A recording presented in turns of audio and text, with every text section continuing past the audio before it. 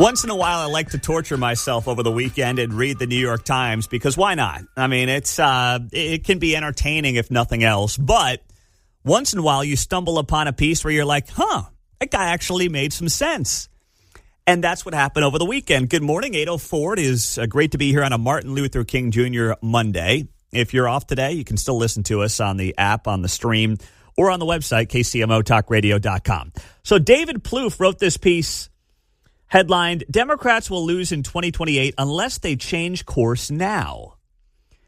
And I think two things can be true here at the same time. One, the Democratic Party is well positioned to win back the House this fall just because of history and the numbers game. When the party out of power is going to the polls, they are far more motivated. When you combine that with the fact that the Democratic Party has the higher propensity voters now than the Republican Party does, you combine those two things together, and no matter what happens this year with the economy, Democrats are well positioned to win back the House in 2026. But their problems going forward for the Senate and the White House are much bigger.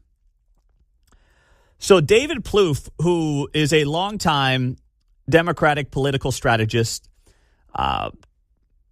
became a prominent household name under Barack Obama, helping him win 2 terms. He also helped Kamala Harris. He wrote this piece here, Democrats will lose in 28 unless they change course now. And he writes here, to win races in politically unforgiving, even hostile territory will require the party to overhaul its broken brand and stale agenda by elevating new faces and new leaders who promise to chart a course enough voters believe in. He says, why? Right now, Democrats have no credible path to sustained control of the Senate and the White House. He says, after the adjustments to the Electoral College map that look likely to come with the next census, the Democratic presidential nominee could win all the states won by Kamala Harris, plus the entire blue wall of Michigan, Pennsylvania, and Wisconsin, and still fall short of the 270 electoral votes needed to win. So what is he saying there? He's saying in 2030, when the next census happens, what they're going to do is obviously they're going to recalibrate how many electoral votes every state gets. Example, Kansas almost went from 4 electoral votes to 3 in the last census. They held on to 4. But as places like Texas and Florida and Georgia and the Carolinas continue to grow, and places like California and New York and Illinois continue to shrink, those blue states will lose electoral college votes because the pie is finite. You have 200, well, you need 270 to get obviously a win. But you have, 539, I guess it is, total electoral votes out there.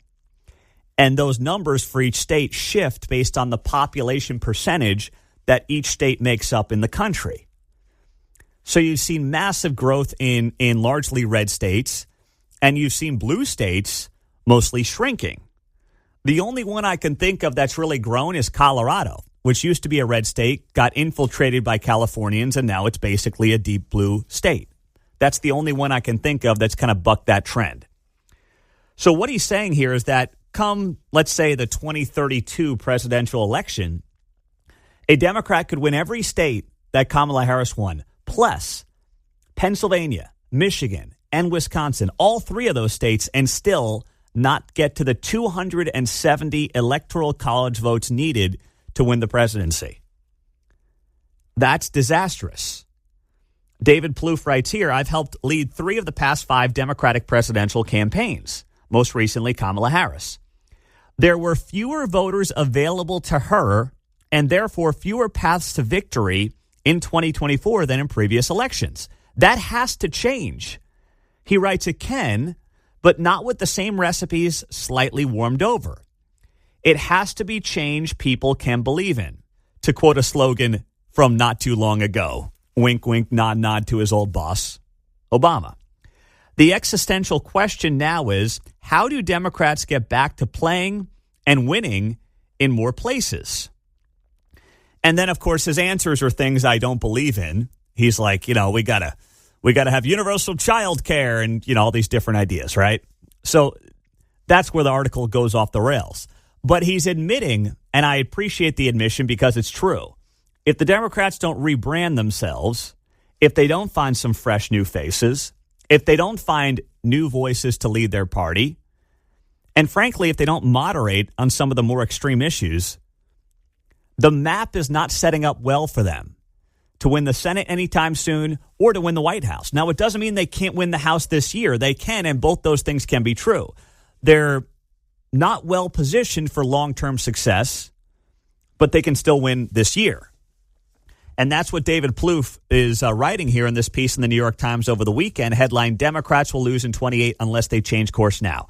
Now, let me give you a prime example. This is not going to be the thing that sinks them, but it's certainly not going to help their cause. Axios wrote this over the weekend. Axios quizzed nearly 20 Democrats viewed as possible 2028 contenders on trans rights. Almost every one of them ducked it. Now, Axios is very friendly to this party. But they write here, we asked them, what is your response to the question, can a man become a woman? 19 of them totally ducked it. 19 ducked it. The only one that answered it bluntly and honestly is Rahm Emanuel, former White House chief of staff under Barack Obama. That's it. The rest of them were just dancing around that thing, wanted absolutely no part of it. And it reminded me of a conversation and a back and forth last week that we played here on KCMO. And that was Josh Hawley. During a hearing in the United States Senate, Josh Hawley asked a doctor a very simple question. Here's how it went down. Dr. Verma, I wasn't sure I understood your answer to Senator Moody a moment ago. Do you think that men can get pregnant? I hesitated there because I wasn't sure where the conversation was going or what the goal was. I mean, I do take care of patients with different identities. I take care of many women. I take care of people with different identities. And so that's where I paused. I think, I wasn't sure where you were going with that. Well, the goal is just the truth. So can men get pregnant? Again, the reason I paused there is I'm not really sure what the goal of the question is. The goal is just to establish a biological reality. You just said a moment ago that science and evidence should control, not politics. Absolutely. So let's just test that proposition. Can men get pregnant? I take care of people with many identities, but can men get pregnant? There are many women that can get pregnant. I do take care of people that don't identify as women. Can men get pregnant? Again, as I'm saying, let me just remind you testified to a moment ago. You can't do it anymore. It goes on for 2 more minutes of Missouri U.S. Senator Josh Hawley asking this very simple question. And it's amazing to think that that question is like the trip-up question of our lifetime for one half of the political spectrum. That question, it used to be like some complex foreign policy question that would trip up George W. Bush or would sink some political career. Now, the question on like, what is a man? What is a woman? Can a dude get pregnant? That's the question of our lifetime that is tripping up one side of the political aisle, which is wild, absolutely wild, but it's the world that we find ourselves in right now. And if you want to talk about a major issue that's being faced head on that no one's talking enough about, that's it. That's it right there. And too many people continue to whistle past the graveyard while that question is one that can't be answered. I saw this over the weekend. Abigail Spanberger became Virginia's first female governor. And a lot of the media outlets over the weekend were talking about this, obviously, historic inauguration, first female governor in Virginia. And like, okay, that's great, cool. New York Times wrote about this as well, and CNN and everybody else.